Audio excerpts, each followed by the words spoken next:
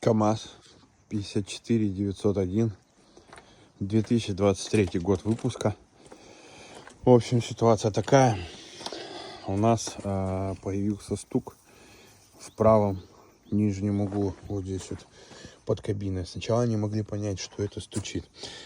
Потом вчера произошла такая ситуация, стал травить воздух. Но в итоге мы залазим. Но здесь, конечно же, стоит, у нас мы уже его сняли, защита. Вот она. Вот эта вот защита. Подкрылок. Поэтому, когда ты залазишь сюда под колесо, ты ничего не видишь. Здесь только есть маленькие дырочки, в которых, ну, практически ничего ты не разглядишь.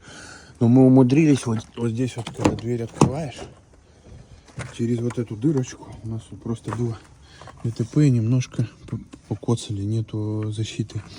И вот отсюда вот мы увидели такую ситуацию, что у нас открутился шток. Сейчас включу фонарь. Открутился шток. Вот он, вот с этого вот места. Просто-напросто вылетел он и попал между влагоотделителем и держателем влагоотделителя. Вот на видео видно вмятину. И из-за этого лопнул фильтр и начал сочиться воздух. Как он открутился, непонятно, но какой-то стук присутствовал в машине. Не знаю, то ли завод это не затянул, то ли в сервисе косяка с пароля. Но ситуация в чем, что у нас до этого вот крепление кабины, вот оно держится, оно у нас тоже откручивалось и болталось.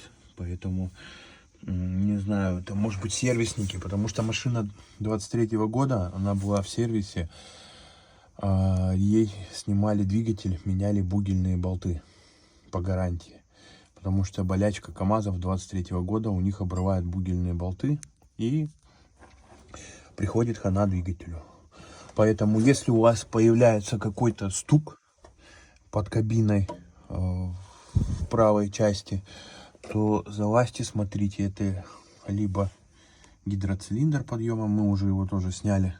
Вчера просто было темно и поздно, мы это делали ночью, поэтому не удалось снять. Он просто гидроцилиндр, вот он держится вот здесь вот на двух болтах, он выжался и вот попал вот туда вот.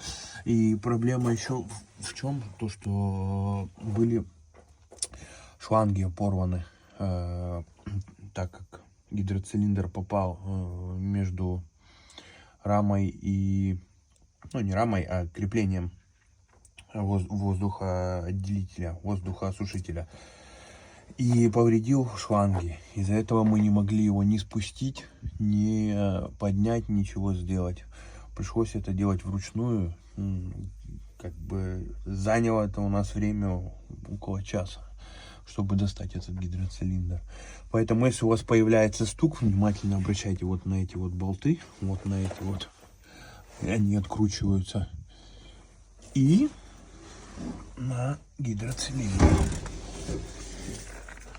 Шланги мы сейчас купим, поменяем. Вот он, потертости. Вот он вот так вот попал. Шланги купим, поменяем. Ну, а фильтр тоже, в принципе, заменим. Просто в ненужный момент это произошло, как обычно. Когда надо работать, машина сломалась. Поэтому будем сейчас чинить.